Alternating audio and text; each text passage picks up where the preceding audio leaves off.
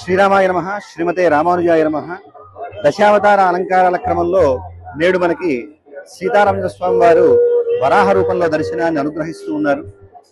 వరాహ అవతారం భూమిని ఉద్ధరించడానికి ధరించినటువంటి అవతారం.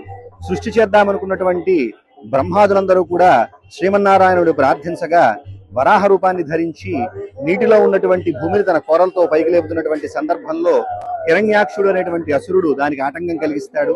ఆయనని సంహరించి భూమిని ఉద్ధరిస్తాడు వరాహమూర్తిగా ఉన్నటువంటి స్వామి.